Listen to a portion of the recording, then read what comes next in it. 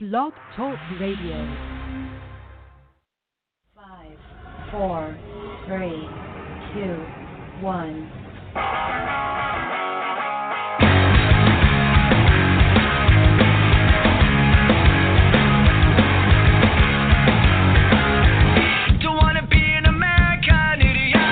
This means that Donald Trump will be the 45th President of the United States.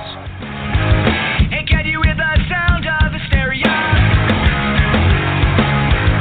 The subliminal mindfuck America. And now it's time for your political menage a trois. Join Lisa O'Brien, Sean Castleberry, and Brad Hicks. They are the American Idiots, and it starts now. Oh, you were finished? Oh, well, allow me to retort. And we are here. It is snowing here outside the Sub-Ohms Vapors Studios here at Talk Radio 49 in the beautiful city of North Little Rock. Now, special show tonight. I know that we had the Rodney Reed case last week. Tonight, just by chance, kind of, I don't know. It's really interesting to me. I was perusing Facebook the other day, like I do a lot, and we had an incident last weekend or maybe the weekend before last where a young man, 17-year-old kid named C.J. Smith, was shot and killed by the police. Now, the video was released by the police department showing this young man, this troubled teenager, who had pulled a gun, so justifiably so. And that's where this gets interesting for our listening audience, because I know we're all really quick to judge. So I'm going through this post, and I stumble upon this post. I'm going to read you this post because it's impacted me a lot. It kind of made me think, and we're going to get into that. But this gentleman that we have on the show tonight, Mr. Bill Allen, posted this. He goes, C.J. Smith, but for the grace of God, there I go. In 1984, while living in Dallas, Texas, the police came into an apartment I was in, looking for me. Realizing that neither of the two officers had a gun drawn, I went for mine. Unlike CJ's gun, mine was a revolver, and the hammer got stuck in my pocket. As I was trying to draw my weapon, the two officers immediately wrestled me to the ground, took my gun from me, and arrested me. I spent the next 27 years incarcerated for armed robberies committed in 2 states. I was released 5 years, 364 days ago on January 13th, 2012. I have no doubt had my event happened in today's world, I would have been killed, and very likely people would be saying, oh, well, we didn't lose much. Don't really know what my point is, other than I personally feel that I have accomplished much from that date in 1984. I love and I am loved, and I guess in the scope of things, that is all that really matters. So maybe I do have one additional point. Perhaps we shouldn't be so quick to judge. Perhaps there are many people that said, as I did today, oh, well, we didn't lose much. Only after I had said it did the parallels between Mr. Smith and myself hit me squarely in the face. Now, what was interesting was I opened a chat dialogue with Mr. Bill Allen, and I didn't realize that I had talked to the gentleman beforehand. Sean and Lisa, welcome in.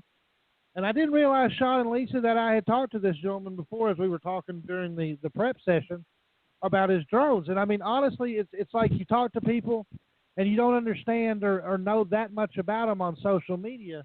It's just what you hear, and I thought it would be an appropriate topic. But come to find out, as you guys have both known, y'all have gotten the book,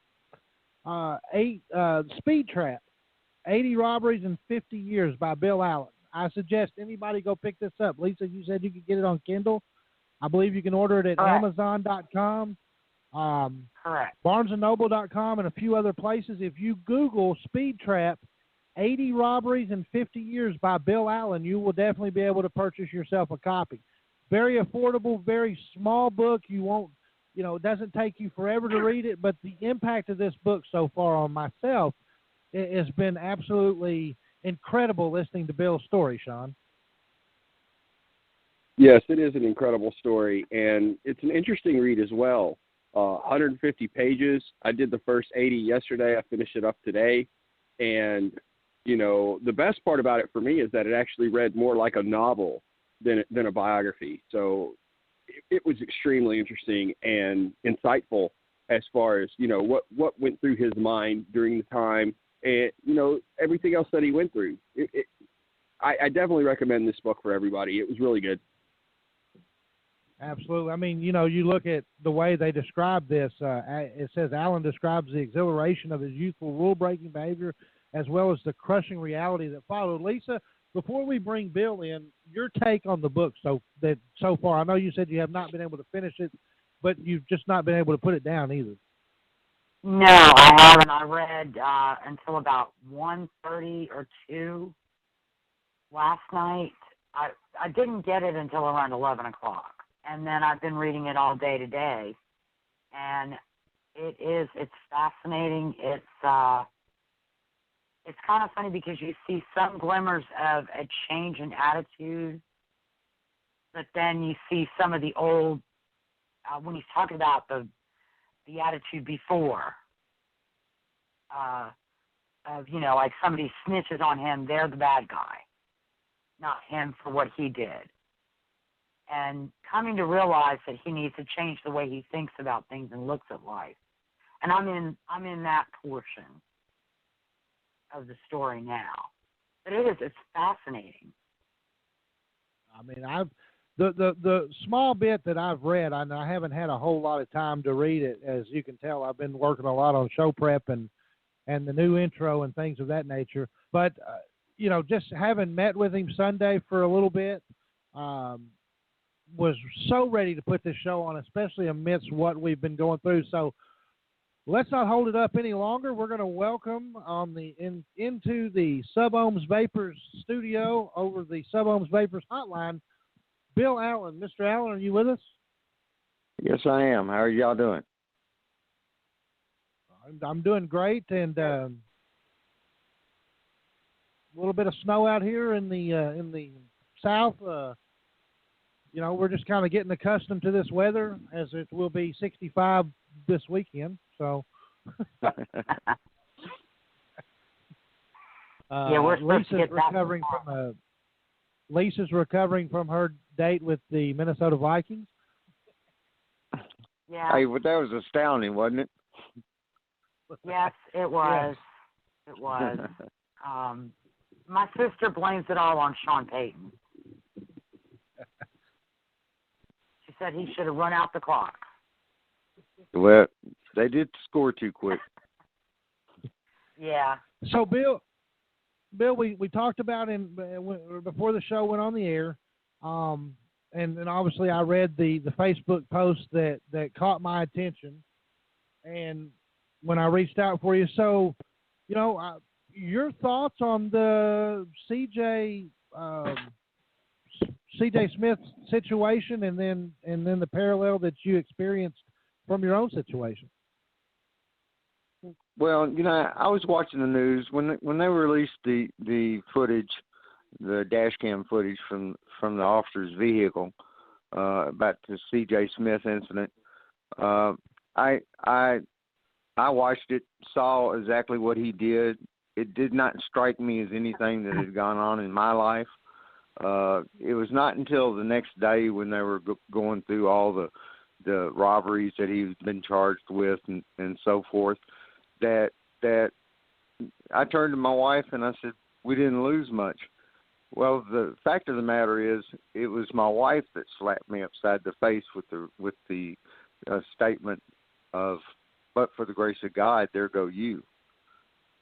And immediately an incident in Dallas, Texas, the evening I got arrested, came to mind, and I just thought that if that incident had happened in today's time, with the way things are, with as scared as officers are, and all these arrests that go so crazy, they wouldn't have taken those extra steps to cross the room and knock me to the ground and wrestle my gun from me. They would have just shot me.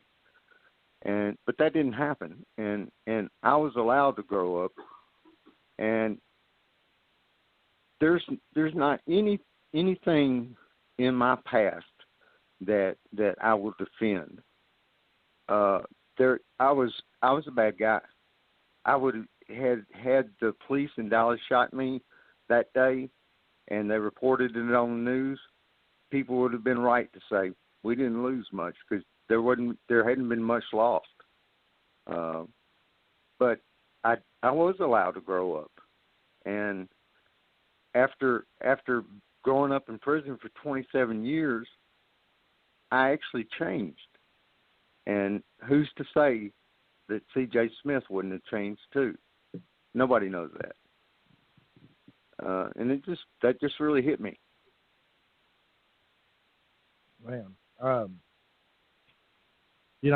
just hearing that, that's the goosebumps that just came up just in that statement there. I mean, that's a very powerful statement that you made, and I want to ask you this, and I don't want to, if you don't feel comfortable answering the question, obviously I can completely understand, and then I'll throw the floor to Sean and Lisa for any questions as well. But you talk about the situation today and back then, and I want to ask you, if you were face to face in the room with somebody that was close to C.J. Smith, and maybe they said to you, well, and I'm really trying to figure out how to phrase this, but could you draw any correlation to any kind of racial equality by the reason that maybe they took the time to do that with you? Because that seems to be the narrative in a lot of news stories that you see is, and I don't mean to push any boundaries. I mean, but you hear, if it was a white kid, then they would have took their time to have him arrested.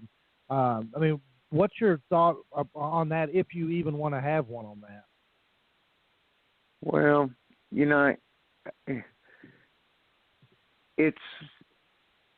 I've never even thought about it in that light. I honestly believe in today's time that had that same event happened with officers today, I believe 9 out of 10 officers would have drawn their guns and shot me before they even tried to cross the room. Okay. Regardless of my color. Sean, you have anything? I guess it just depends on the situation. Wasn't it FBI agents that actually arrested you in Dallas? No, that was not FBI. That was the Dallas police. That was the Dallas Metro Police. I was arrested by the FBI in San Francisco. Yeah. Okay. Okay, so that's where I got that confused. Two different arrests. There was no attempt to draw a gun or do anything else when the FBI got me. They were just there. Understood. I mean, again, I guess it all depends on the officers themselves and the situation. Yeah, anybody can actually. I'm not trying to say that officers are trigger happy or anything else. Lord, they have a right to be scared. All the crazy stuff. People hunting officers out there. They put their lives on the line every day, and I think that times have evolved, and the way the events have evolved, and so many times, man, an officer just pulls somebody over for a speeding ticket, and the next thing he knows, he's getting taking automatic weapon fire. So they have a right to be scared. So I'm not trying to say that they're trigger happy or anything else. I just think it's the way that things have changed. Definitely, you're definitely correct. Well, I would say that the police have always had an element of danger in their job. I mean, if you look back in Chicago during Al Capone's days, they were out to kill the police and try to get away. This isn't anything new as far as, people trying to do what they can to get away. Absolutely. The media, though, does sensationalize when minorities are shot by the police, and they do project that out more than, say, white victims that are shot by the police, because you hardly hear about white victims that are shot by the police. It's normally black or Latino or, another minority. And, that's the sad truth of it, because the media is going to put that story out there that sells and makes them, the money that they need continue doing these types of stories. I agree 100%. You there, Sean. What's that? I actually agree with you on that. I think the media does capitalize. It's a minority involved in a police shooting, whether they're killed or whether they're just wounded. Yeah, I mean, it's just like in everyday advertising. Sex sells. So that's why you see, Carl's Jr. having the girl in the bikini selling a hamburger. Violence against minorities sells. That's just the big thing that's happening right now. I think another part of what they do is they're very critical of how the police handled it. And they could have handled it and should have handled it differently. But they never look at the actions of the individual who was trying to evade being arrested. I know, and not everybody can get into that situation. Those are the actions that determine how police are going to react. Well, here's what Brad. I wanted to ask. I want to ask Bill. Obviously, probably not by, favorable choice did you want to be an expert on arresting and whatnot. But I wanted to ask you, there's been some talk about the procedure that the police took in that C.J. Smith case.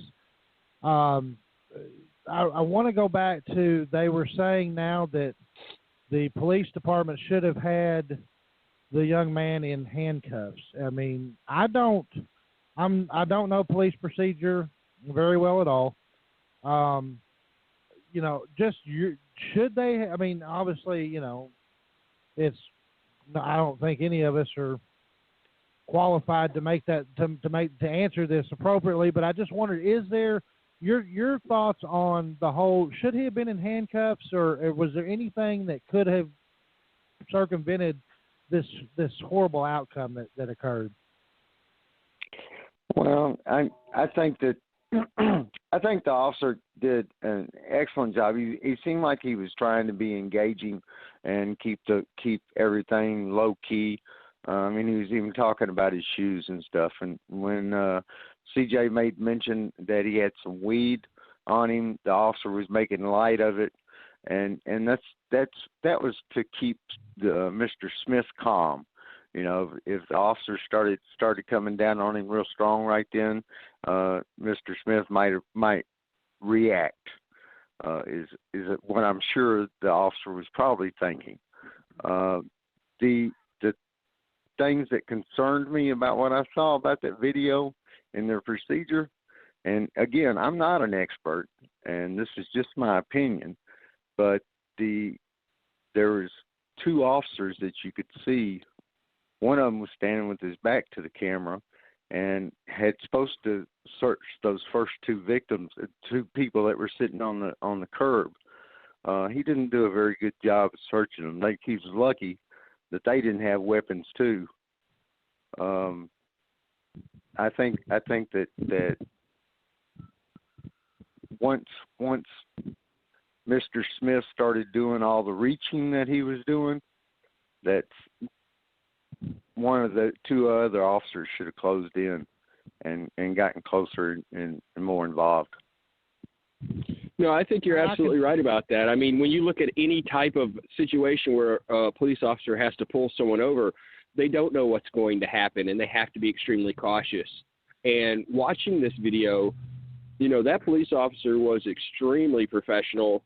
He was being, even lighthearted at times, kidding around with the guys and everything, trying to make sure that they were relaxed. He didn't do anything wrong that I could see, because before the video was released, I had a different opinion. I had talked to some of the family members. I had talked to friends of his, even one of his teachers. They were saying he was such a good kid. No one could understand why this happened. And some of the stories that were going around with that he was on the ground with his arms raised and that he was shot in cold blood. And, this video proved that to be wrong. And it, quieted down a lot of the, play as far as people trying to accuse the police of wrongdoing. As far as I'm concerned, the police did everything that they possibly could, except they lost control of the actual suspect once he got to the ground and pulled the gun. But again, in that situation, you don't know what's going to happen, and you're going to react how you're going to react. That's why they give the police the leeway to use lethal force in these types of situations. And Sean, I think another thing that bears mention is that it's kind of like watching, just going back real quick, just for an analogy, it's kind of like watching the game yesterday with the Saints and the Vikings. It's easy for me and you and Lisa and Michael to Monday morning quarterback the situation. Well, he could have done this. Obviously, in the heat of the moment, the fact that, to be honest with you, I think that there was some form of intervention, whether it be divine or however you want to describe it and whatever you believe in, that the pistol jammed, because that police officer, the thing that caught me about the whole video, Bill, is that you do see the taser come out first. The first instinct was not to pull their pistols, as you've seen what appears to be in other videos, like in Minnesota and Baton Rouge. They did go for the non-lethal force, and that didn't. Apparently, it did not work, or he had so much adrenaline, because I believe in the state of Arkansas, if you are caught with marijuana and a firearm, there's a simultaneous charge that becomes a felony at that point. And obviously, with his rap sheet, being what it was, you could hear him. In fact, that was the most heartbreaking thing to me, was him yelling, "I can't go to jail. I can't go back to yeah." And that tells me that somewhere inside that young man, there was fear. There was, that decent human being that would not have done what he did. Why he did what he did, we'll never probably ever know, because we can't ask him now because he's gone. But, Monday morning quarterback, and Lisa, Sean, and Bill, we could sit back and watch that video all day because we're in the comfort of our own home or on our phone. We don't have a pistol, have been fired twice. And to be honest, the police officer that stared that in the face, I mean, we're talking a gun jam away, kind of like in Bill's situation, a hammer getting stuck on a clothes, a microscopic inch, a moment in time away from, having a really bad situation occur. Right. And, I was, when I watched the video, it looked like they were taking them one at a time, searching them, cuffing them. They put the first two passengers over on the sidewalk, and then they were searching Mr. Smith. And that was all off camera, so we couldn't see that. But I kept hearing officers saying, don't be reaching like that. Don't be reaching like that. It's okay. We're gonna get this done and things like that. And this kid just freaked out. It sounds like he could have also easily shot one of his passengers. Well, it actually looked like he did discharge the weapon towards two of his friends. Yeah, and, one of them even got up and took off running, which I don't blame that kid at all. Somebody's, going to have a gun go off around me. I'm going to take off too. Yeah. But, I think that they were doing the best that they could to keep the situation calm. And I really think do. They were in the process of searching him, and when he knew they were going to find the gun, that's when he freaked. Yeah, and he did. TV or any of those shows, that's what happens. Is they seem fine, and then you're about to find something, and all hell breaks loose. Yeah, I would definitely agree with that, because this kid definitely lost all mental control that he had at that point and just freaked out. And he was, with the being out on bond, he would have gone back to prison, or he would have gone back to jail to await trial on whatever his charges were. Let me interject something here too. Is that because from my personal experience, I know that he was saying I can't go to jail. That's a kind of a mantra that you're telling yourself all the time. If this situation comes out, you're carrying a gun for a reason. And you're telling yourself, if this situation comes up, this is how I'm going to react. And that's going through your head all the time. and then all of a sudden, when those situations come up, you react.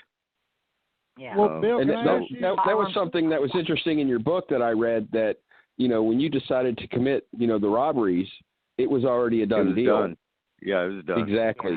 Yeah. I found that to be extremely interesting in the book. But at least in San Francisco, luckily, you didn't try and do that Well, when the FBI came up.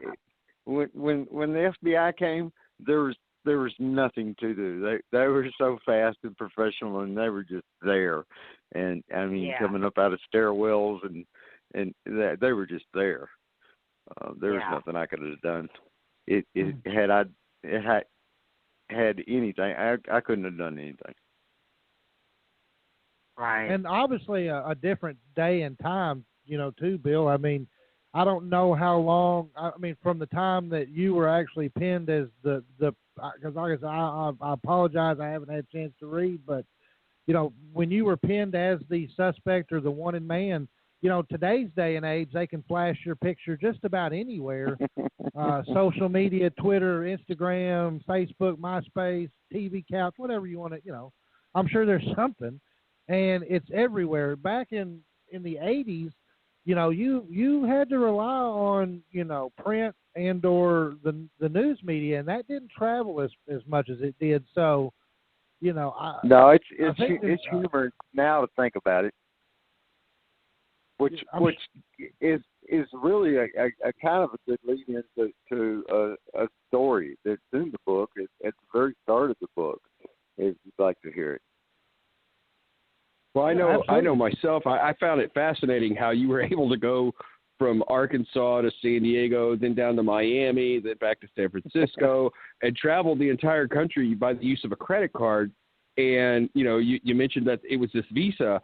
And, you think about it, back then, we didn't have the internet. We didn't have everything that we do now. So you could just run the card and keep going. And, most people aren't going to call and check on these cards and things like that. They were more trusting, and, society was just different back then.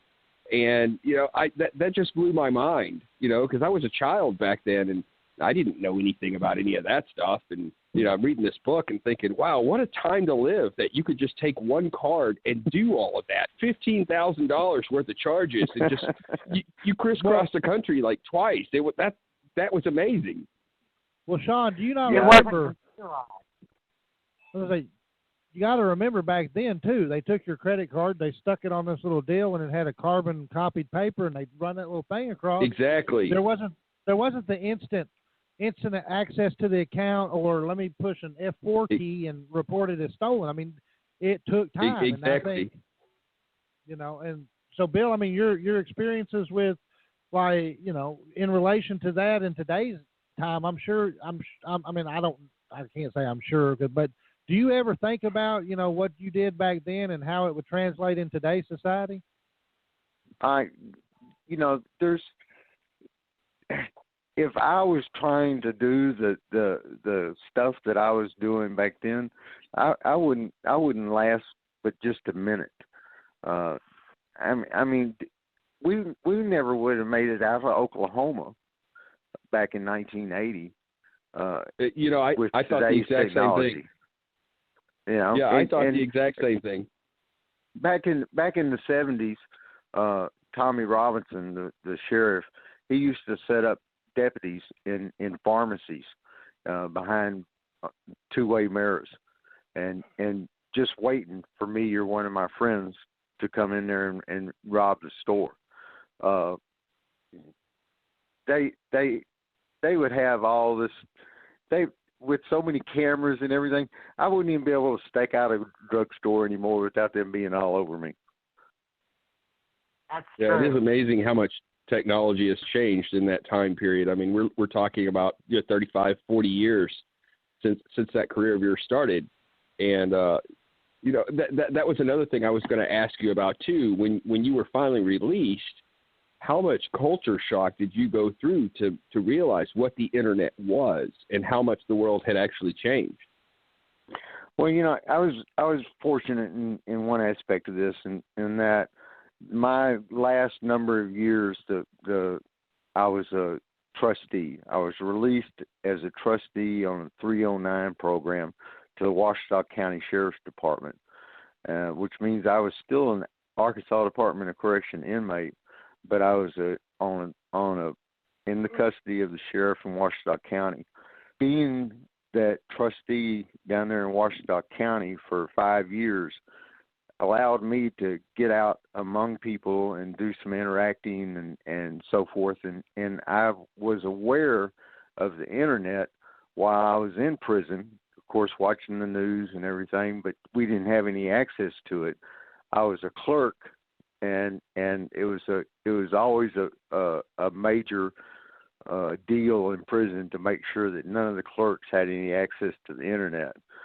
But when I was released on 309, then I started having some limited access to the internet. I got to use a cell phone. I'd never seen a cell phone. When I started getting furloughs, I learned how to put gasoline in a car.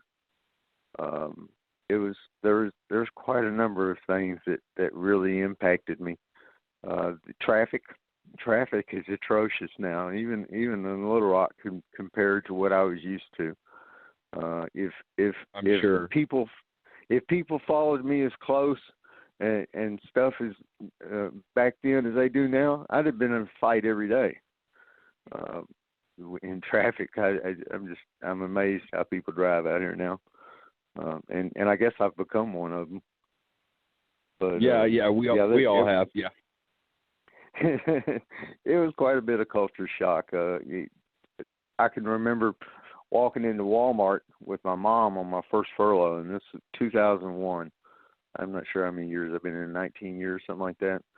And walked into Walmart, and the colors assaulted me. I mean, the purples, the reds, greens, yellows, pinks.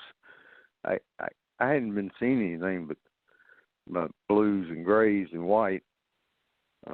What did you think of them selling beer in Walmart? What made a bigger impact to me was I back in, ironically, in prison back in the day, they used to give us tobacco. That was our pay for the week, was a couple of packages of top tobacco and a bar of soap. And then in 2000, they stopped the inmates from being able to smoke tobacco, buy tobacco or anything else in prisons. And so in 2001, when I got my first furlough, I wanted a cigarette.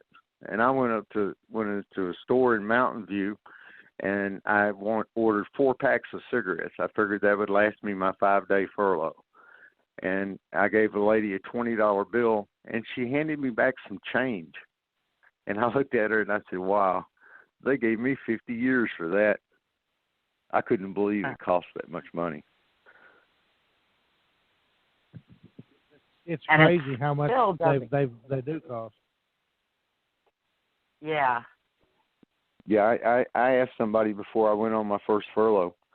I asked them, somebody that had just gotten in prison. I asked them what they charge for a pack of cigarettes in a cigarette machine now. And he looked at me. He told me, he said, "Bill, they don't have cigarette machines anymore. They ain't that cigarette What's a cigarette machine, right?" Yeah, right. You can still find them at a dive bar.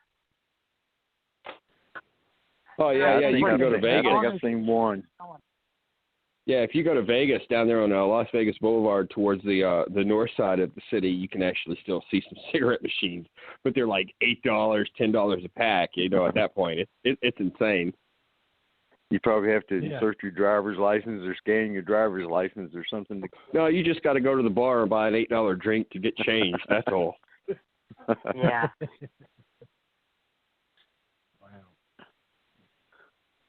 No, getting back to the book though, you mentioned several times the monster, and that was fascinating because, like myself personally, you know, from the age of 16 all the way until now, yeah, I smoked weed a few times. I never got into hard drugs or anything. I was always too scared of all that stuff. But when you talked about that, it gave me, you know, new insight as far as like addiction and things like that. And that last time that you did that in prison, I found that extremely intriguing as far as that was when you decided to quit doing drugs altogether. Can you tell us more about that? The monster, that was my addiction. You know, my addiction was amphetamines, and amphetamines is not a physical addiction. There's no physical withdrawals when you stop using amphetamines. But what drove me was the knowledge of the feeling that it that gave shot. me, that shot, that water moccasin, that excuse me, that shot that gave me that feeling that I wanted, which was, if any doctor would tell you that this is just absolutely crazy, but what I was seeking was overamping, was what they call overamping. When you inject so much speed that it has an adverse effect on you, a reverse effect on you. That's what I strive for, and that's what drove me into pharmacies, and that's what had me pulling guns and risking my life every day. But so that's what I would seek is a shot of speed so big that it would cross my eyes, that it would knock me down on the ground instead of making me get up and run around all over the place, and would probably just almost kill me, and it would take several hours before I could get up and function again. But once I did, then I'm immediately back to cooking some more speed and breaking more pills down to try to regain that shot again. And it was a never-ending cycle, and I'd do it for weeks. No sleep, no anything. That was another thing about the book too. You know, not having personal experience with that. You know, I didn't know that people could just continuously keep shooting and keep shooting and keep shooting. And you talked about one period where you and your buddy, you know, you spent 96 hours straight just shooting the speed, and you wouldn't eat and everything. And it was mind blowing to think about that and what drove you to do that. That feeling that I wanted. And so when I went to prison, well, you know, there's drugs in prison, a lot more than you'd think, but it's very expensive, and you're never going to, if you're like to shoot shots like I like to shoot, you're never going to get that kind of shot in prison. I chased it for many years, and then one day, a friend of mine, he hit a lick on some crystal meth, and he gave me a gram of it. He owed me some money, and he gave me a gram. Excuse me. And I was just determined that I was going to get that shot out of this gram of crystal meth, and I went and got me a syringe, and I couldn't find a vein anywhere on my body that I could stick a needle and get a vein. My veins were still so bad. My veins are still so bad now, and I haven't shot dope in 25 years.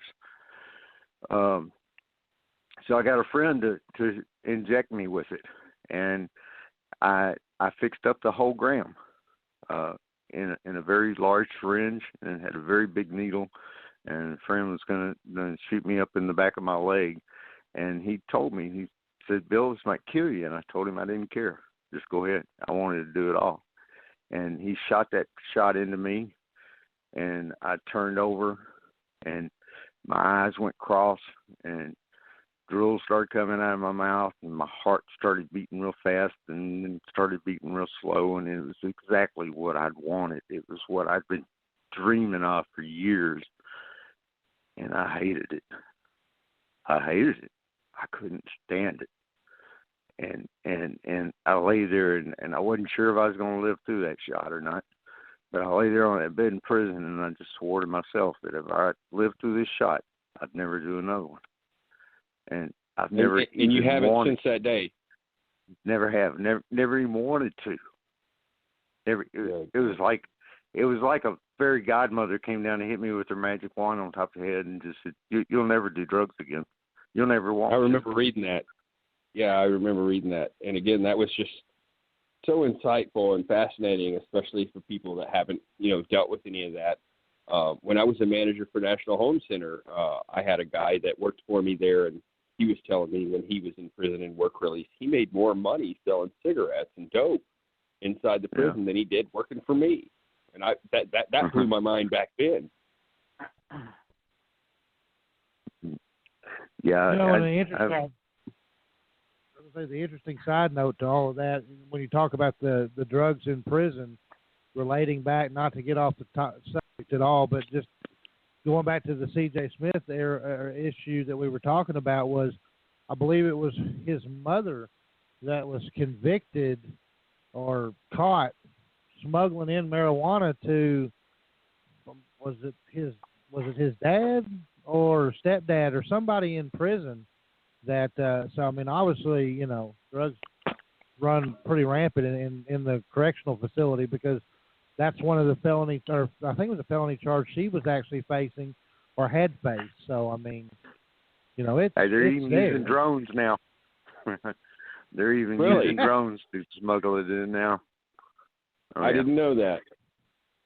I guess when you have all the time in the world to sit and think about things, you will come up with anything. Watching lockup and stuff on TV, you see people fishing, throwing little lines to send these little notes back and forth. I've even seen them empty out their toilet so that they can talk through the pipes and different things like that. So, and that works. Yeah. Really? Yeah, that's incredible. That's incredible. The plumbing is a lot easier to yell through than a concrete wall. Now, while you were incarcerated for those 27 years, I mean, there had to be certain nights where, no one was sleeping, everybody was up screaming, and I mean, just all sorts of insanity. Every night. Noise going. How did you deal with that? How did you deal with that on a daily basis for 27 years and not lose your mind?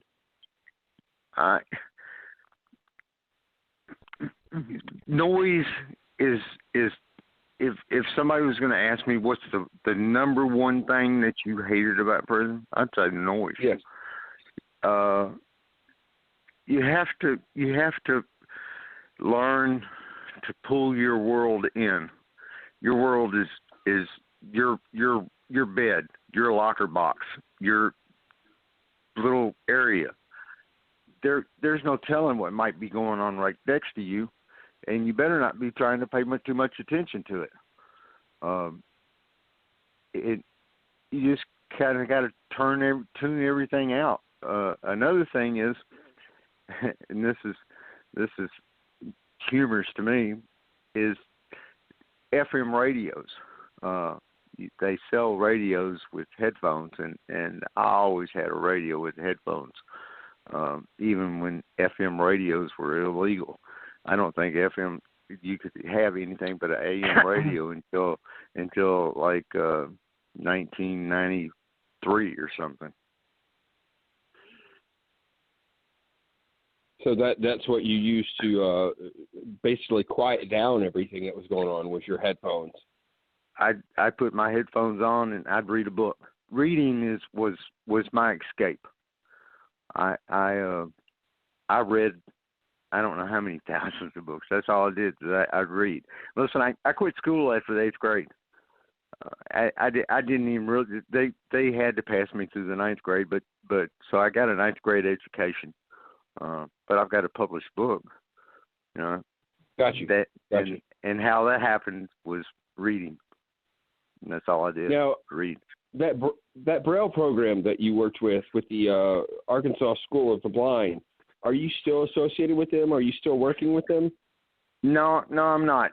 That was a very, very interesting, very formative time in my life. I just left the Cummins unit, and I was trying to turn over a new leaf at Cummins, and I was trying to work my way up to get a trustee status, and they would never consider that because every time that they looked at me, they saw the old long-haired Bill Allen that was always giving them trouble, that was always in the hole, that was always selling drugs and booking and into everything. And so they sent me to Wrightsville, and they put me in this Braille project. As fortune would have it, the clerk in that project and the supervisor, the free will supervisor, who was also the classification officer at that unit, were at odds ends when I arrived. And the supervisor immediately made me the clerk of the program, which made me responsible for all the books that we had to transcribe for the Arkansas School for the Blind. I was responsible for keeping 13 computers operating and 13 inmates working. And this was just all kind of dropped in my lap. I didn't know anything about computers. I didn't know anything about Braille. I'd never tried to be a leader in anything in my life. And these were very formative years for me and very impactful. Yeah, that was definitely to answer your question, because I don't think I did, is no, I'm not associated with them. I have communication with a gentleman named Bob Brasher, who I used to coordinate with Arkansas School for the Blind, but he's up in Kentucky now working for the Publishers for the Blind or something like that, some other organization. No, I have not done anything with that since I left Wrightsville. Is that something that you would consider doing again if you had the opportunity?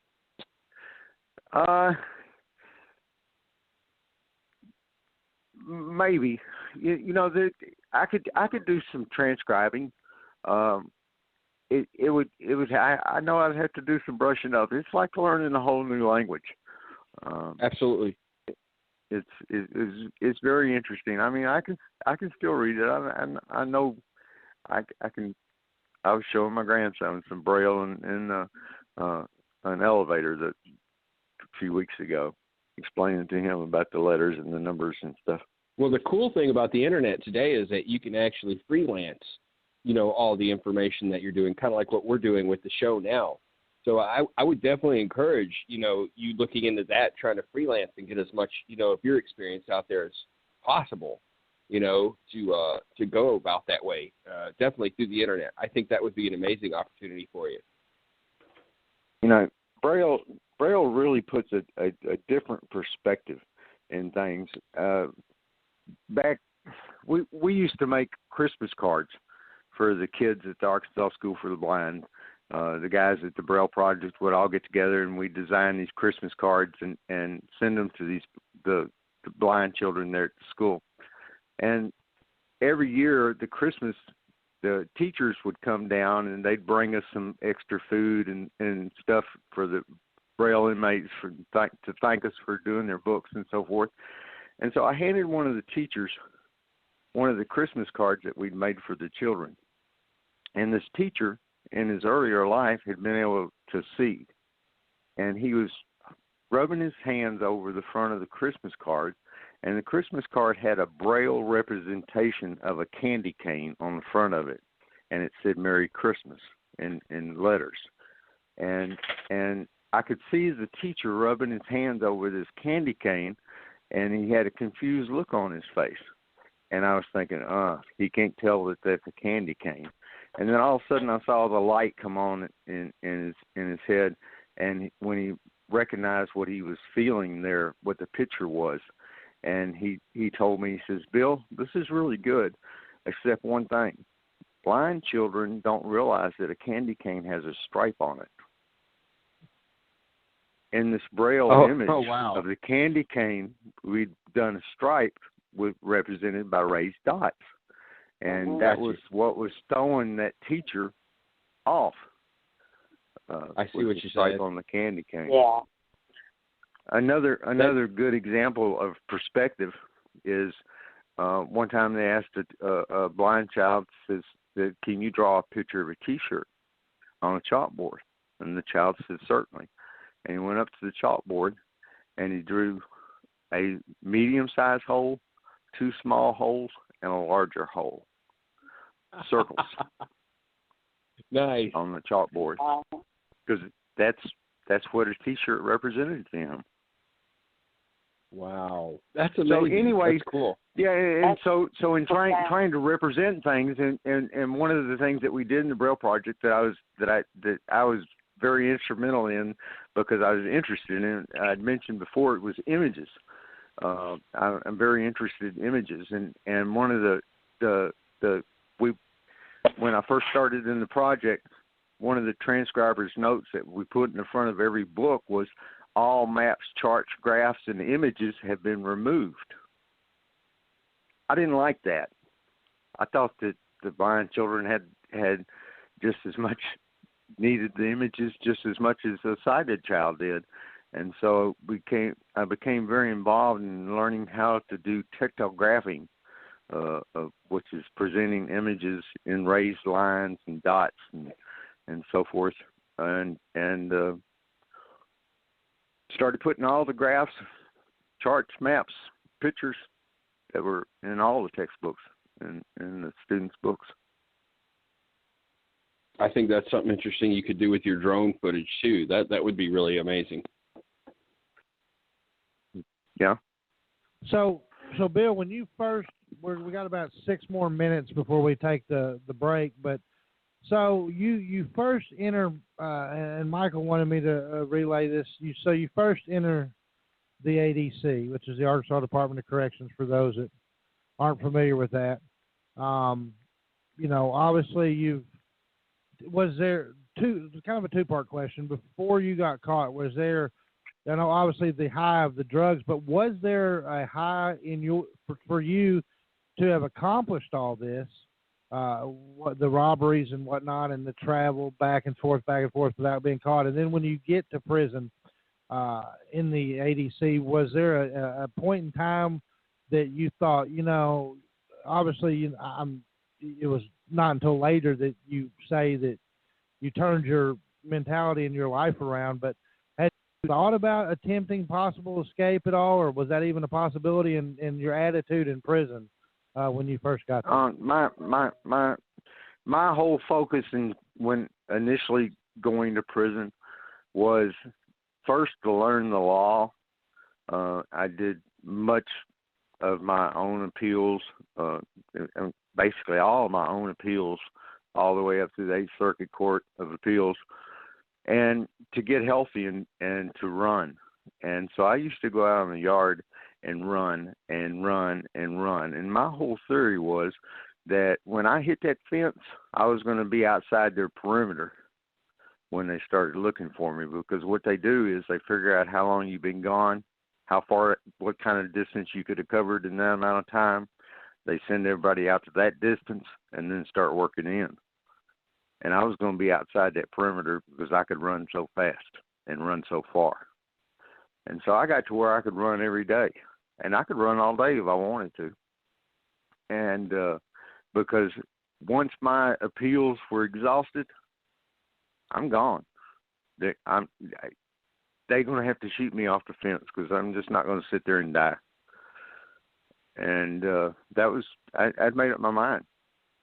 Well, when I went to Wrightsville and got involved in the Braille Project and started making some changes and stuff, my family started coming back around to me. They started hearing some different things in my letters, and so they started coming to visit me, and I met my nieces and my nephews. They were all very young, and I wrote a book for them while I was in the Braille Project called The Cure of the Land. It's never been published, but it was a story about them and finding their way into a magical land, and it was ruled by a little boy, and they find him crying, and come to find out he's crying because this wicked witch Mary Jane and her twin troll henchmen, Crack and Smack, were smuggling powders and smoke across the border, and everybody was getting messed up. But anyway, I wrote this book and used all my little nieces as characters in the book, and gave the book to them one Christmas. And it wasn't too long after that the Eighth Circuit Court of Appeals denied my appeal, and it was time for Bill to go. It was time for me to put my plan into effect. I was going to run, and I got to thinking about those little girls and their mommy. Whatever happened to Uncle Bill? And I couldn't do it. I trashed that plan and decided maybe I could live and work something out. Well, that was definitely a part of your book that frustrated me greatly, was all the appeals processes that you went through and trying to get into the IBC program. And, especially when you made that deal with that one person that was a part of the Braille Project, and he told you that you could do 2 years and then he would help you get into the IBC, and then he just turned around and lied to you. That was just heartbreaking at that point. I was just like, oh, this guy can't catch a break. Yeah, it was a pretty hard pill to swallow. Ultimately led to my downfall at Wrightsville.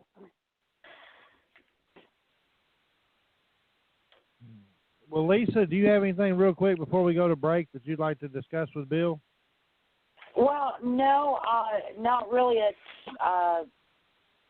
is such a fascinating book, but one of the things that I loved was the 5 new words, where you got the dictionary and you started learning and being quizzed on new words. I thought that was brilliant. I still have the dictionary.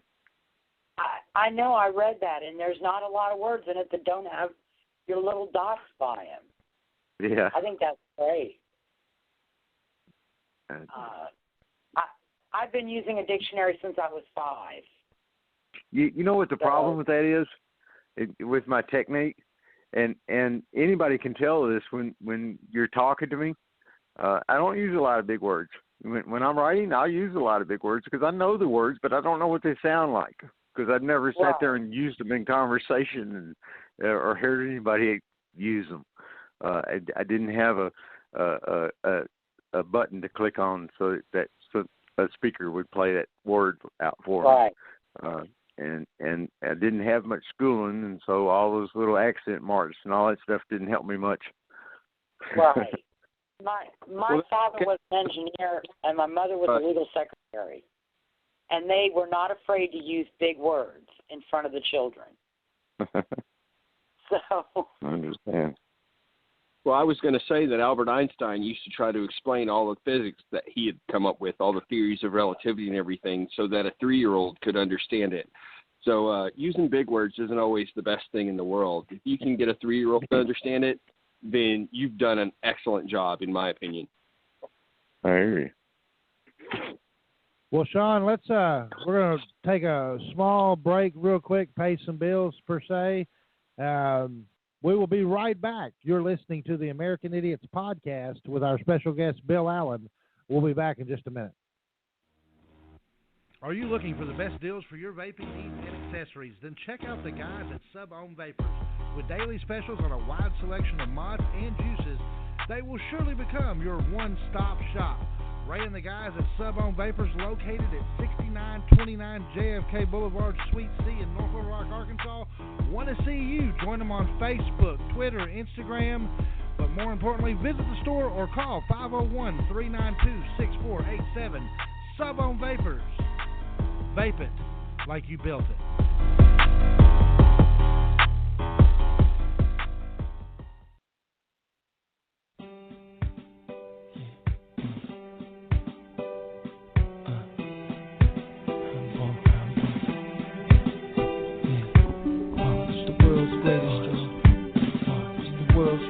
Staying up to date with Talk Radio 49 has never been any easier. Go to Facebook, look up Talk Radio 49. If there's a particular show that you were interested in, check it out. American Idiots Podcast, Behind the Curtain, and many more. Also, hit us up on Twitter. That's Talk Radio _49 on Twitter. Again, staying connected, it's all up to you. It's social media and Talk Radio 49 working to keep you connected. If anybody asked you who I am,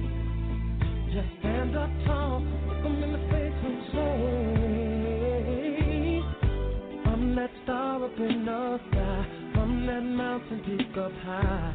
Hey, I made it. I'm the world's greatest. And I'm that little bit of hope when my back's against.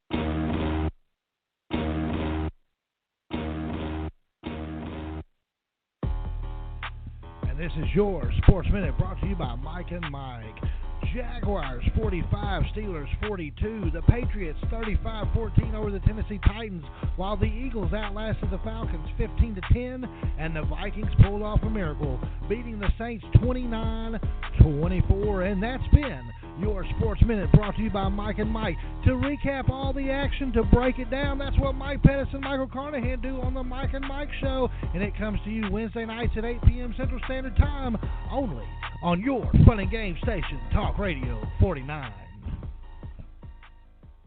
And we are back, ladies and gentlemen. Our guest tonight here on the American Idiots podcast is Mr. Bill Allen. He is the author of the book, Speed Trap, 80 Robberies in 50 Years. If you've listened to the first hour of this show, totally life-changing in a lot of ways from what I've heard so far. I mean, absolutely just like, you know, I can't, I mean, goosebumps on a lot of the stuff that he has talked about. He's talked about his nieces and, you know, the inevitable plan for the escape from his prison sentence. Totally can relate in a sense to that because of my nephew having been born 2 years ago. Totally my outlook and perspective on things that I wanted to accomplish has been affected by his birth, and that's just a nephew. Obviously, he's got a grandson. We're going to talk more about some of the personal stuff with Bill in this next hour. But without any further ado, let's go ahead and bring Lisa, Sean, and Mr. Bill Allen back on to the show. Of course, we are live from the Sub-Ohm Vapor Studios here in North Little Rock, Arkansas. If you're listening in the area right now, please be careful all along the south as a winter storm advisory has been issued. There's a couple of flurries out there, so if you have to travel, please be careful wherever you may travel. But Bill, I listening to your first hour, obviously, you know, and I thought a lot about it because you wrote something in this book that you gave me, and it's been weird. Like, I've thought about this, and I've thought about this a lot, and Sean and Lisa, I've thought about, you know, Bill signed the book for me, and it says to Brad who saw something, and it's crazy, like, to put that in perspective, because I don't have the same issues that Bill dealt with, but there's been things that in my own personal life within the last few days of having met with Bill and doing this show and having read what he's read that has changed a couple of perspectives for me. And one is the quick to judge, because, you know, in my honest opinion, I was instantly looking for in the C.J. Smith kid a reason for this to have happened. And I can't justify a reason, because in the same vein that I go, well, just like Bill said, you know, we were all there at one time. Obviously, I'm fortunate enough to have never had to face any prison time, but I've done a few things in my lifetime that could have definitely got me there, all in search of like Bill said in that interview with the Lions Club, to get high. Because at some point you have to pay the bill for what you do. And fortunately enough, mine, I was very fortunate. But in CJ's case, Bill, I want to ask you, have you thought about it all? Like, I don't know, in correlation with your life, and maybe you can elaborate some on that. But in CJ's life, you know, there was another post on Facebook about a gentleman that kind of used I call it, you know, word crafting. He basically said that there's a 13-year-old kid out there that needs a place to go, his mom and them, whatever. And if he stays in this environment, then things aren't going to look up for him. Is there anything, I know me and you have talked about it, is there any way possible that we can prevent some of this stuff from occurring in the future?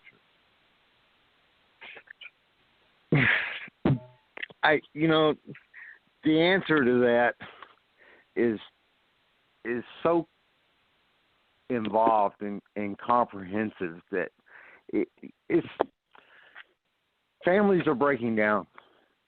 The family units are not as strong as they used to be.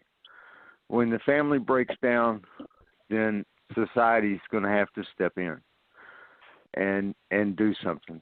There's an old saying: "It takes a village to raise a child." I don't know how this is we can either do something about what's going on in society with the children that are being raised and are not being raised, not being taught the fundamental things, not being taught not to carry guns when they're 17 years old. That we can either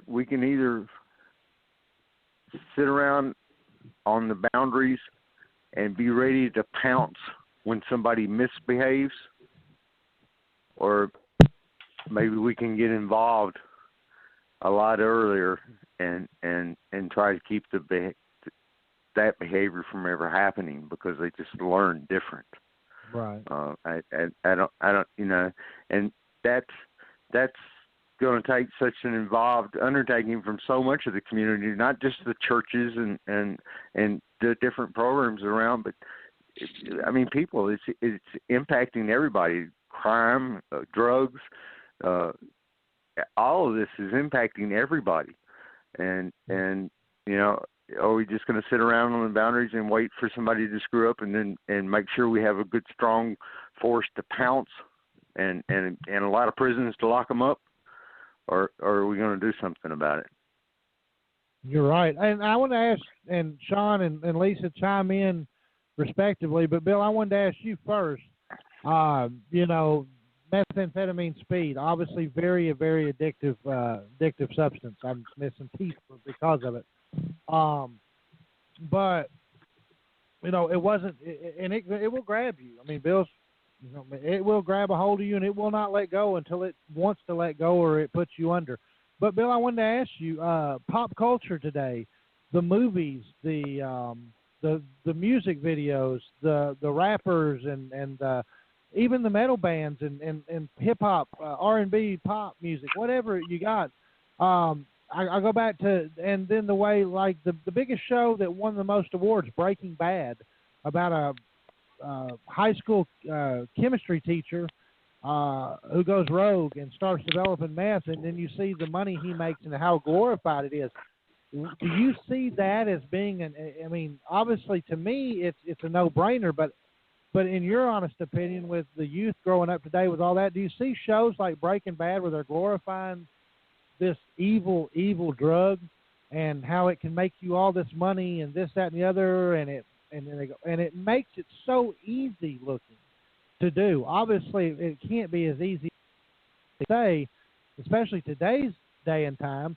But is that part of the downfall of society today? Is how we glorify some of these shows and these artists and the allure of easy money and not having to work and as hard as you used to, and just because I noticed there was a lot of stuff being said about CJ's Facebook page and how he'd hold up money in front of the car and all the glorification that came from what seems to be a failing pop culture.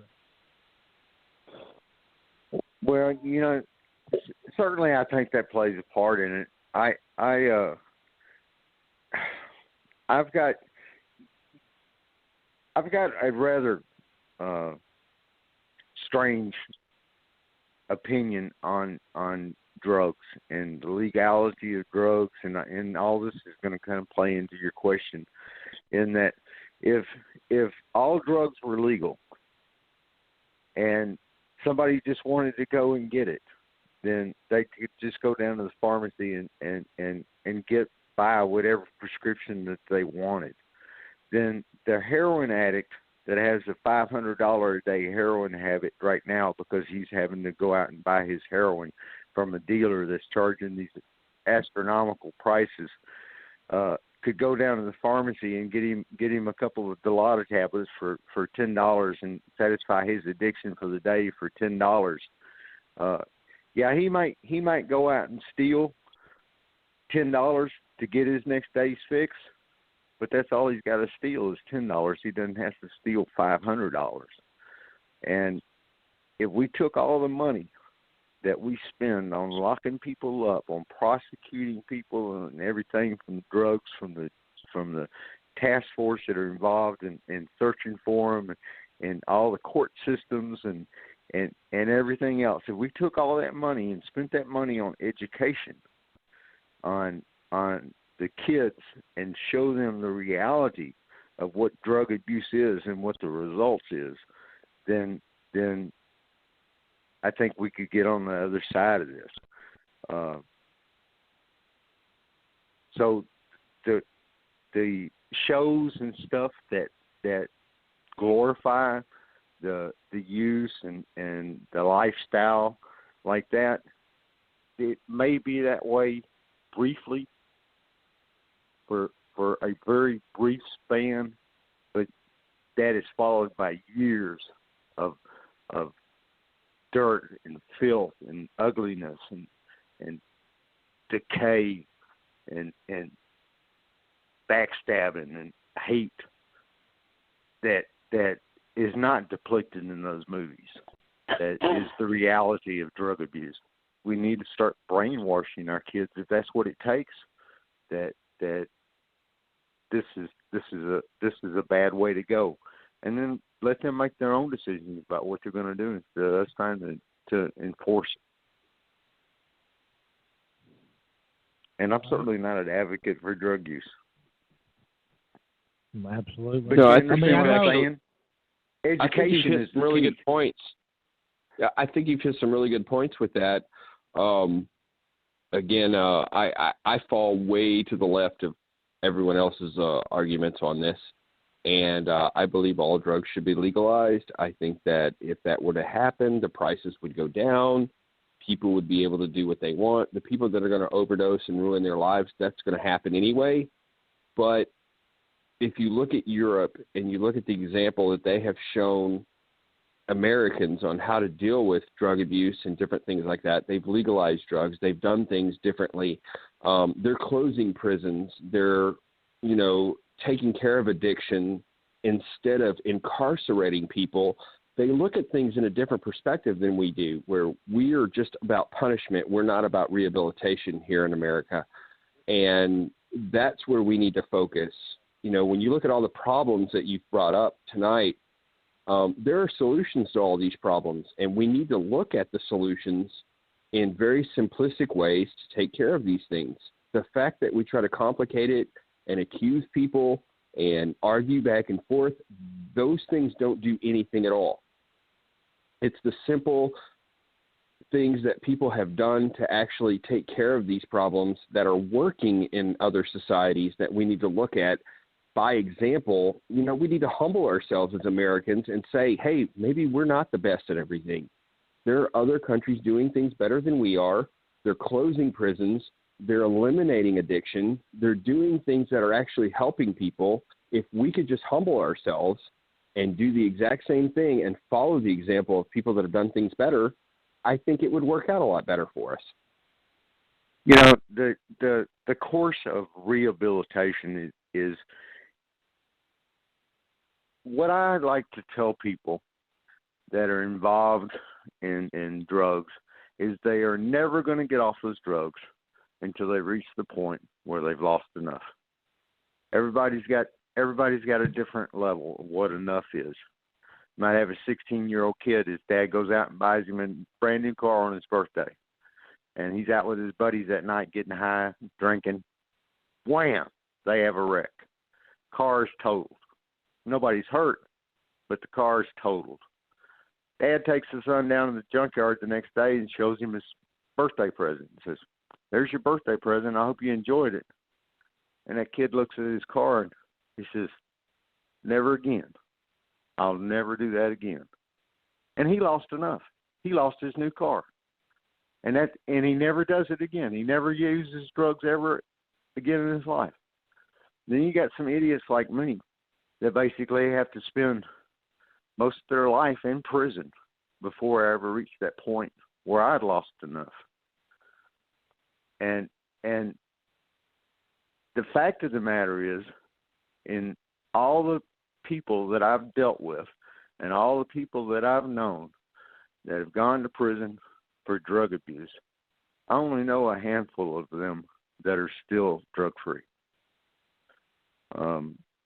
There's the chances are that you're going to go back to using and you're going to go back to prison.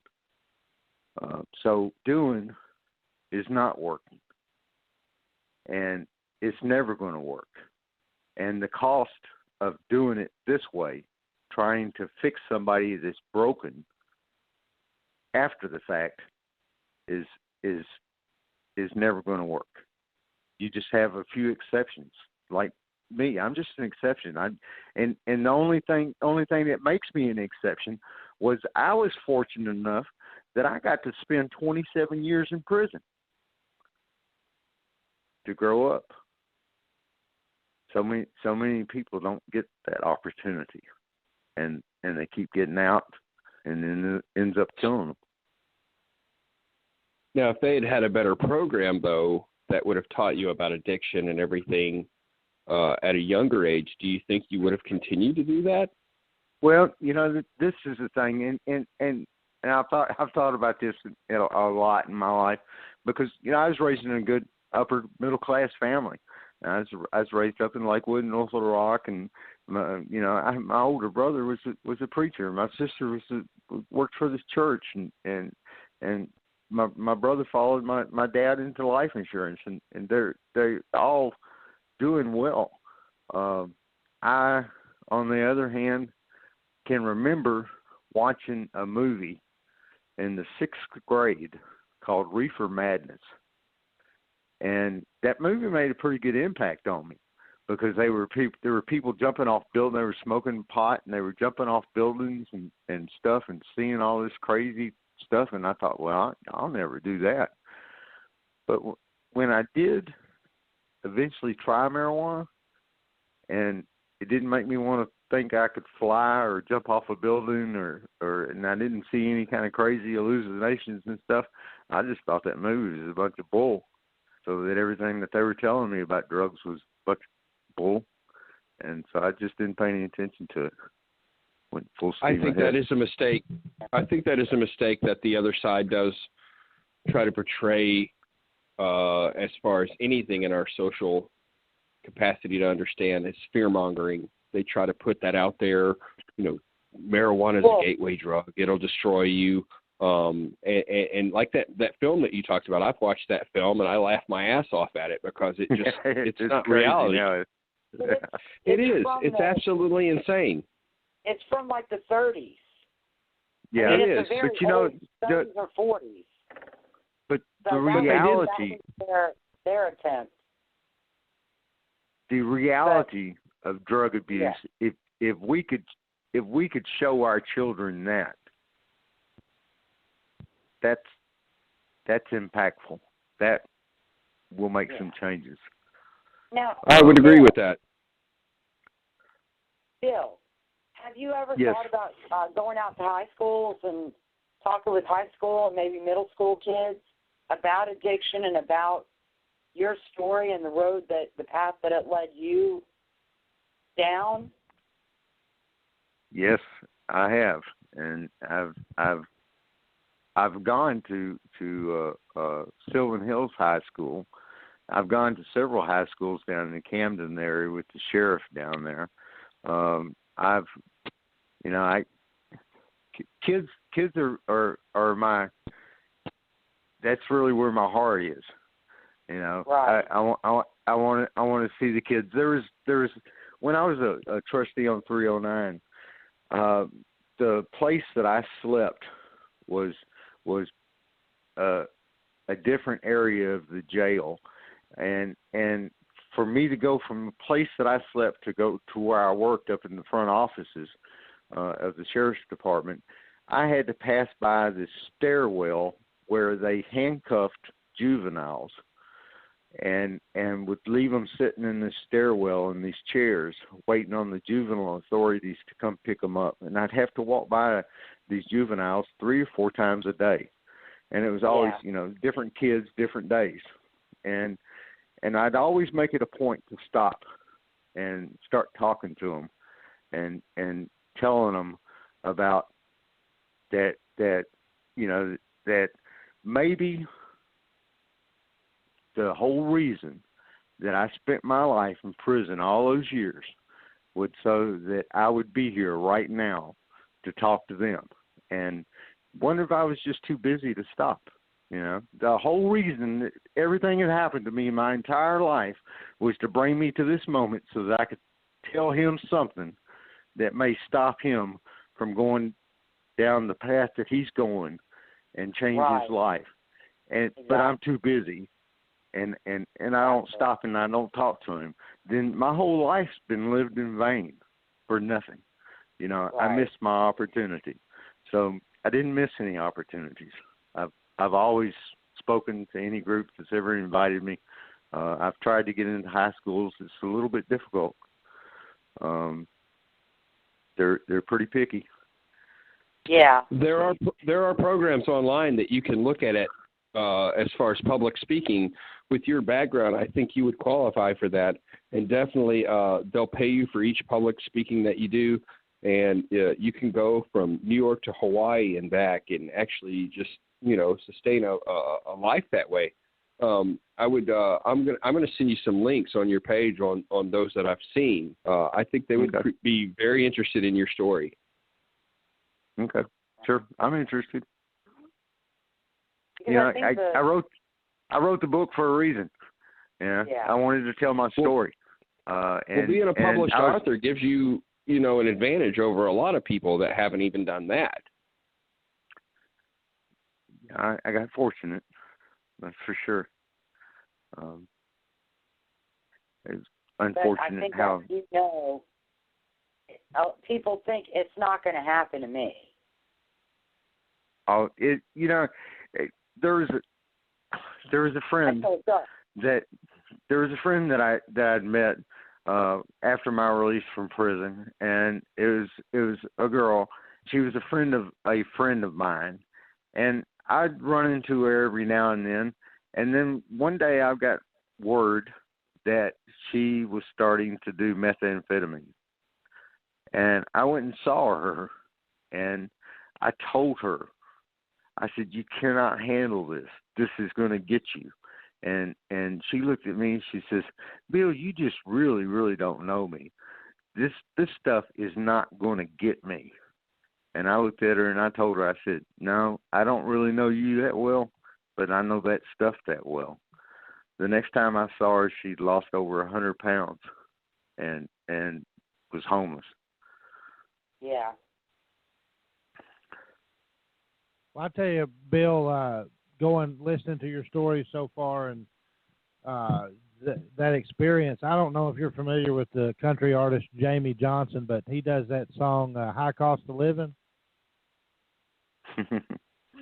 I'm not familiar with it.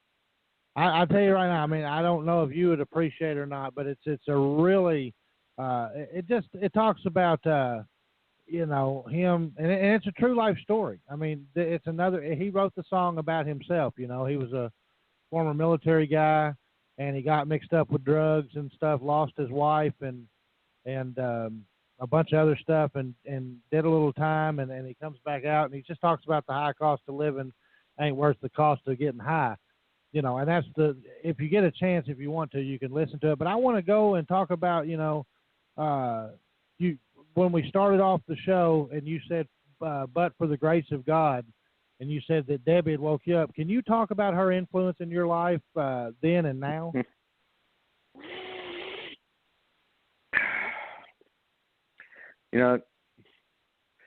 Debbie, I never knew what I had before. I mean, I knew I had an exceptional woman. She stood by my side through some very difficult times. Kept believing in me. Kept having faith in me, and I kept ruining just about every chance that I had. When we were first married, it was kind of a joke. I'd be out for 6 months, and then in for 6 months, and out for maybe 10 months, and in for a year.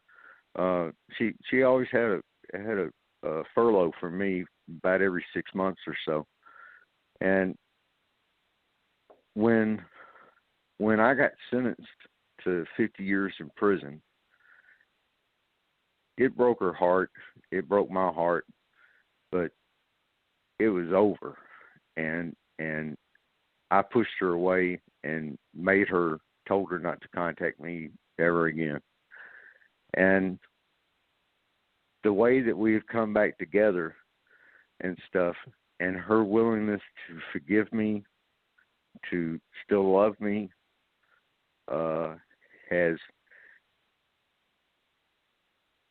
in prison I would tell myself how I was going to behave, the things that I would do, how I would act, and so forth.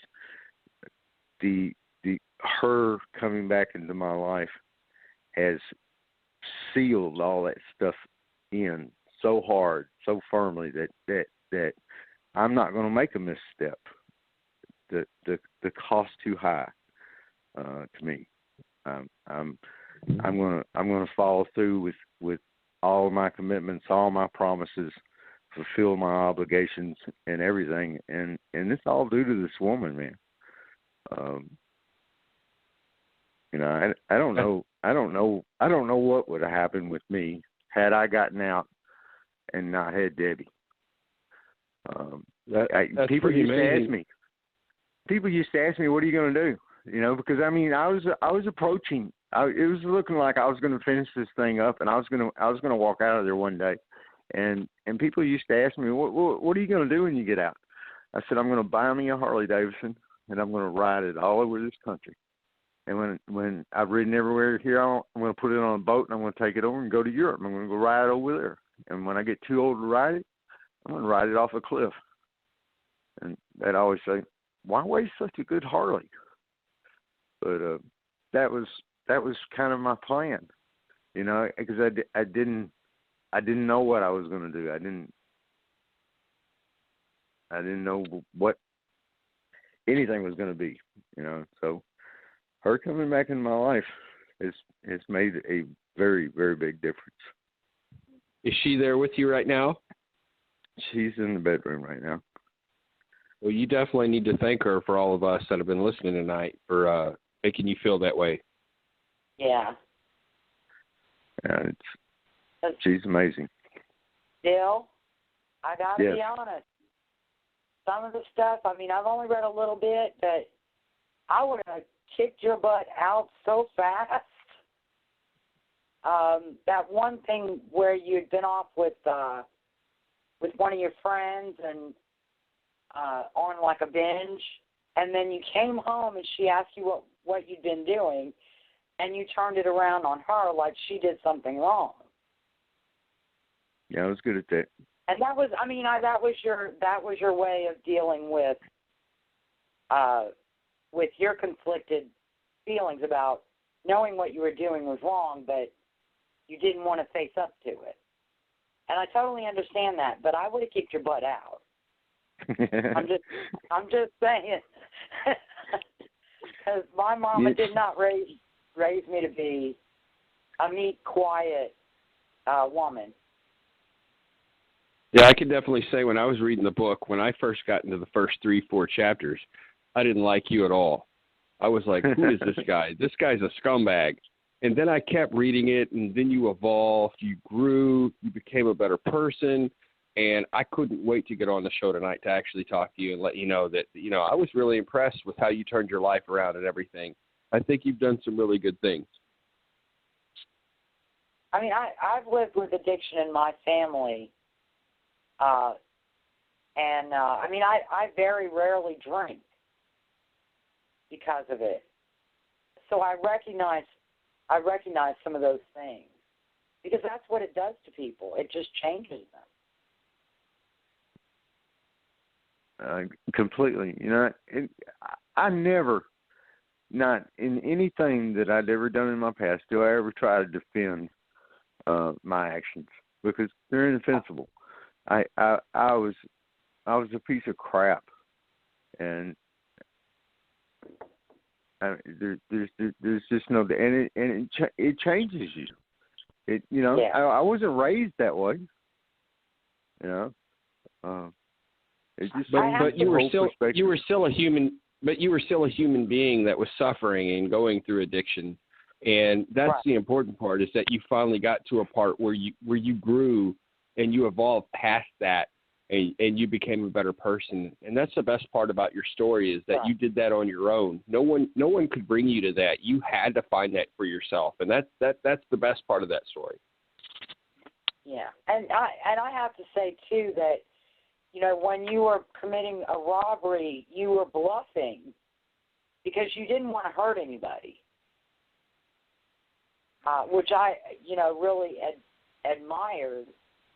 You may have scared them to keep them compliant, but you didn't really ever want to hurt anybody. You apologized to that pharmacist when you accidentally fired the gun, which we don't see a lot in today's society, because we see a lot of people that don't care if they hurt somebody or not. No, I didn't. I never wanted to hurt anybody. I have fired shots, but I've never. As far as I know, I never hit anybody. Yeah. Well, the two I've read about, the one discharge was accidental when you were trying to open the door, and you thought you had hurt somebody, and you were relieved when you hadn't, and then you apologized to the gentleman. So, and that came through, that you didn't want to hurt anybody. You didn't even want to hurt your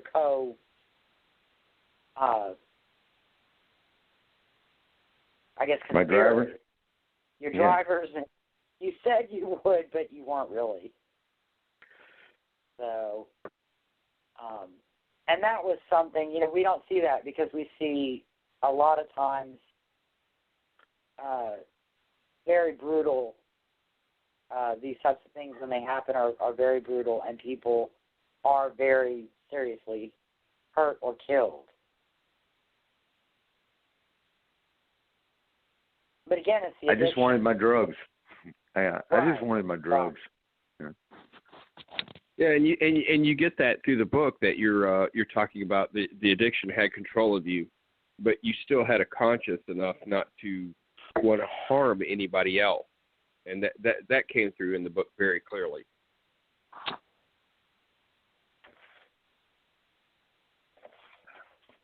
Oh yeah, definitely. And the interesting thing here too, just before we get any further, is I was actually here on Amazon reading this, and I think the best way, Sean and Lisa and even Bill, to describe this book is there are no magical answers within the pages of Speed Trap, but it is a book of hope. It tells of how deeply addicted to drugs I was, and this is actually from your words, Bill, and reveals that I am no one special. If I can get off the stuff, anybody can. And I want to say, before we go any further, Bill, thank you for taking the time this evening to do this interview. And, we're in the same city, so I would like to keep in contact, and maybe you can show me how to use a drone, and maybe I can hopefully learn a little bit from you before I drop my life savings on replacing about 100 of them. But, Sean, or actually Lisa, would you want to? I'm Bill's a pretty candid guy, so I'm sure he probably has no problem answering the questions if you have. So, yeah, sure. Lisa, I say go ahead and ask you if you want. Now, you were in Cummins and Varner, or just Cummins? Cummins. I never did any time in Varner. Did you ever come across Jason Baldwin and Jesse Miss Kelly? No, no, I never did. Okay. I knew one guy that was affiliated with them. I can't recall his name right now. At Wrightsville, but he was also sentenced in that case. Was that Eckler? Would that be Eccles? I'm not really sure.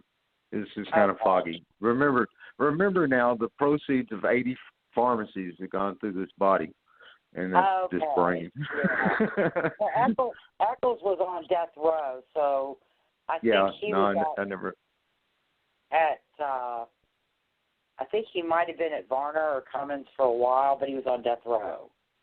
So it would only be probably my most notorious friend in prison was Johnny Killingsworth. And it goes back a ways. He was convicted as the Southwest Little Rock rapist. Oh, okay. Anybody remember that? No. I'm not local to Little Rock. Okay. I was before my time. Yeah, it was back in the late 70s. I was also in prison with what was our Secretary of State, Bill McEwen, and I got to show Bill McEwen an extradition warrant with his signature on it for me. The governor's extradition warrant with his Secretary of State signature on it and Governor Bill Clinton's signature on it, requesting my extradition to Arkansas. That's hilarious. Well, definitely one thing about the book that I want to say that I enjoyed a lot was the brutal honesty in the book. You don't hold anything back. You're extremely honest, and I appreciate that 100%. And I hope that anybody that reads the book will see that as well. You know, one thing that I always felt like the book was lacking was the total despair that I felt for the first 5, 6, 7 years that I was in prison. When nothing mattered. If they killed me, then I just didn't have to complete my sentence. I never did really go into just how all felt to become that person that doesn't care if he lives or dies or I have to say it came through with me, especially when you're recounting when you initially arrived and you're at the diagnostic unit and you found out that essentially you were you've been sentenced under the, I guess it's like the three strikes you're out type legislation. That did come through. Because you were a little mouthy with the guards and, what are they going to do to me? So it came through to me. Okay. Hey, Bill. Yes. I was just going to try, and I don't know if Lisa even thought about it or maybe Sean hadn't thought about it, but I know that that was, I don't remember when, obviously Reagan's presidency was in the 80s, but did you fall under any kind of sentencing and or charge guidelines in the war on drugs that was initiated around the Reagan administration? No. No, all my charges dealt with aggravated robbery rather than just particularly drug charges. They the catching me in possession of any type of drug didn't even happen. All my charges were just aggravated robbery, violent charges. Okay. And also real quick, because like I said, this is a book that I will read, especially after this show. I was going to read it anyway, but what you talked about the feds coming in and everything. What finally led the police to positively, like, you were the one that they were looking for? A string of mistakes. When I left Dallas, Texas, to come up to Little Rock, just prior to doing this robbery in Arkansas, I wasn't coming up to do a robbery. I was coming up to collect some money somebody owed me. And that person ended up hiding from me, and I couldn't find them, and just kind of at the spur of the moment decided to rob a pharmacy up here.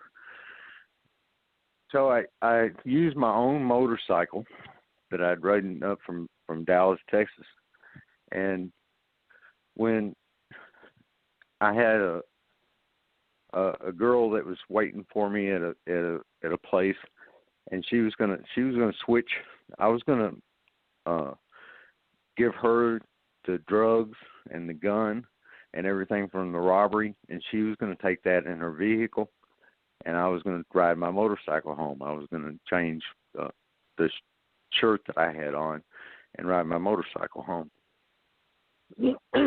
Well, when I was doing the robbery, somebody came outside and saw my getaway vehicle, and I started leaving faster than I expected, and I had my helmet covering up my tailplate.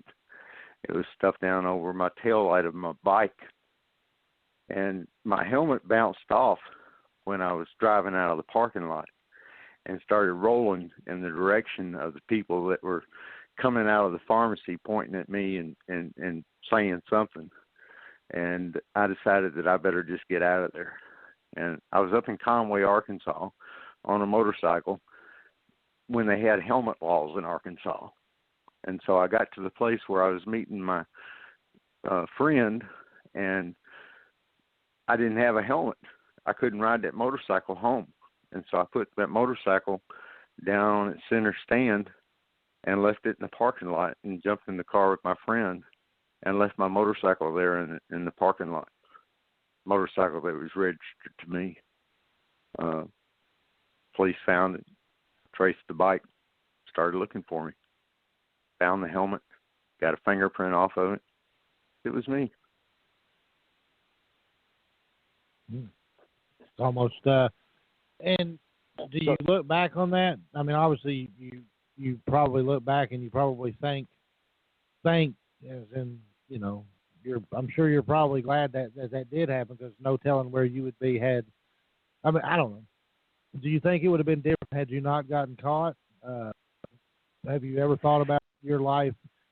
Have you been able to get away with all of this and never been caught or anything of that nature? No, that was never even a possibility. I was on a one-way track, and I knew it. I knew it. That's why when the police came in the room that night to arrest me, I was going for my gun. I was on a one-way track. This could only end one way, and that was with me dying. That's the only way I thought of it. That's how it's going to happen. You know, I've mentioned this earlier, that you work yourself up to this. You know, that you're telling yourself all the time when it comes down, this is how you're going to react. Well, we're glad that didn't happen, because we wouldn't have this amazing story you talk about tonight. Definitely. Exactly. Yeah, I'm glad. You know, I have no regrets. I really don't. I mean, yeah, if I was just going to paint a nice, real pretty picture and stuff, I could dream about what would happen if I'd never gotten involved in drugs and so forth. You know, maybe what I could have become or who I could have been. But with the way things have worked out, I have no regrets. I wish I hadn't hurt some of the people that I hurt, but everything's worked out just the way it's supposed to. Well, as Jimmy Buffett said, you've had a good life all the way, right? Absolutely. So it was pretty tough, but I wouldn't change any of it. It's made me who I am today. And I like myself now. And I tell you right now, I mean, Bill, I haven't really known you for the past 3 or 4 days in our interaction on social media, and obviously the last hour and 45 minutes, I want to again say that I'm so happy for you that you were able to turn things around, and you know, my thoughts and prayers out to Debbie as well. I mean, truly an angel on earth to be able to deal with some of the stuff that you talked about that you did to her and all of this, and to stand by you. And what obviously I was fortunate enough to meet her the other day briefly when we met at the Lakewood House, and a very, very nice woman. I could gather, and obviously what you're saying. So congratulations to the two of y'all, and many years of happiness, hopefully to you from here on out, Bill. I mean, I really, like I said, I can't tell you enough how much I appreciate you coming on and sharing your story, because a lot of people would maybe try to cover some of this up, and it speaks a lot about, and Sean and Lisa, I think it speaks a lot about the character that he would go on a page, and that thread did somewhat turn kind of to say the least, about his story. But to have no inhibition about sharing his story and posting that on social media where anyone and everyone can get a hold of it and criticize it, because things are everywhere. So my heart out to you, Bill, and if there's anything that I can ever help you with, feel free to hit me up on Facebook or whatever, and I'd be more than willing to help you whatever you need to do, Bill. That's being straight up. I appreciate that. It kind of brings me back to what I was saying about the juveniles that I used to talk to and stuff. Wonder if my whole life had been lived so that I'd write a post about C.J. Smith and meet you and do this, and I didn't do it because I was too busy or not interested enough or whatever, then it all been for nothing. You understand what I'm saying? So I take every opportunity that I get, because it may be that may be the one person that I reach, and that's all I've ever said since I turned the corner and started looking at life in a different way. If I could just help one person keep from going through what I went through, then everything I went through was worthwhile. One person. Yeah, I would definitely say that's worthwhile. Yeah, that's a great outlook. It really is. If you don't mind, I'd like to briefly touch on some things that I think are very important. To most everybody has been touched by drug abuse, and if you're not abusing drugs yourself, then you've got a family member that is, or suffered the consequences of it, or whatever. Some of the biggest things that go on in a drug abuser's life is the people in his life that keep enabling his behavior, and that's one of the biggest downfalls that anybody in recovery has, is that there's always people that come in and we make a terrible mess of our life using the drugs and everything, and then we have these people that come in and clean up all the mess that we make, right, and help us get back on our feet and enable us to go and do that again, and that pattern keeps happening, and they keep helping us pull us back up and dust us off and get us going again, and all we do is just go back and do the drugs again until that one time that it kills them. Right. And that's what enabling does. And so I'm a hard guy, and my advice to anybody that is associated with anybody else that's involved in drug abuse is let them make the wreck out of their life as bad as they can, as quick as they can, and let them pick up the pieces on their own, because that's the only way that's ever going to impact them enough that they're going to stop that behavior. Or let them deal with the consequences on their own. Absolutely. Because I have a family member whose family's approach was, let them deal with the consequences. They spent some time in jail, and they said, okay, I'm not doing this anymore. Because the family wasn't going to bail them out or make excuses or clean up the mess. The family said, no, you're on your own. And it hurts, and it's hard, but you have to do that. It's hard. You have to do it. Enabling is why I lost my job. I used to be the administrator for Hidden Creek, which is a transitional house. I did that for 2.5 years after my release. And they ended up bringing in a new executive director to run the program. And the lady that they brought in had no experience with inmates. She had no experience with drug abuse. She was a very sweet, nice lady. And she was enabling all our residents to a degree that it was hurting them. And I finally put my foot down about it and was subsequently fired because of it. The programs closed shortly after, and I felt a little vindicated about that. Very sad, but enabling is the single biggest worst thing that we do for drug addicts. So I'm glad that you definitely touched on that, because I'm sure a lot of people that are enabling people that are in, the addiction or you say alcohol or drugs or whatever, they don't realize what they're doing because they're just trying to love that family member or they're trying to love that They're friend. trying to help. They're trying to help. They're trying to help. And they don't realize. Kill them. No, they're killing them. Gotcha. Before I got out, I made a list of things, and I wanted to share this before we closed because I think it's very important. Debbie printed up this list, and it's been hanging on my bathroom wall for 6 years, and I call it my daily mantra.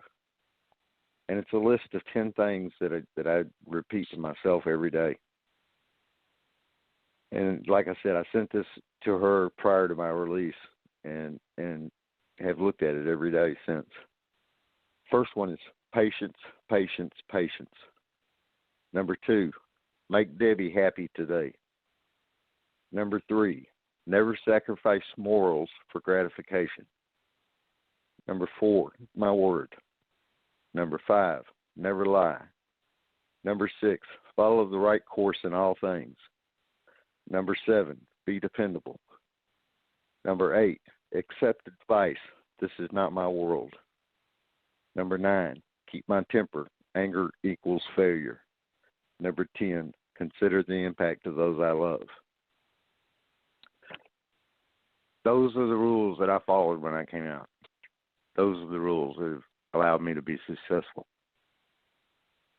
Well, if you'll send that to me on Facebook, I would greatly appreciate that. I would definitely like to apply that to my own life. Sure. Those are profound.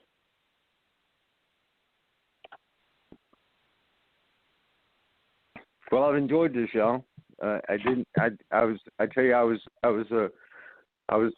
kind of wondering how in the world we was ever going to do 2 hours on Bill Allen. I thought that was a little bit too much Bill Allen for anybody. It goes by quick. Not at all. Not at all. No, I have figured out why Bill may be a nickname for William. Why is that? One of the theories is that the name William in German is pronounced Wilhelm, and the V sound was not familiar to non-Germanic ears, so it became Bill or Billy. A nickname for Wilhelm is Billy, and then it became Billy, and then it became Bill. Well, that's interesting. Or just a pronoun consonant swapping. Because, let's see, hard consonants are easier to pronounce than soft ones. So Bill is easier than Will. Became a nickname for Rick with Richard. It's a thought. Yeah, I've never known. It is. Lisa is our resident, what do you call it? The Googler. She is our Google, basically. Totally, I'm a whatever we need to learn. Research Research is in my blood. Well, Lisa, I'm going to need you to research me a fail-proof method for the Greyhound. If you could do that by Sunday, we'd appreciate it. Oh wait, we're gonna have to. You're breaking up there, Brad. Can you hear me? Yeah.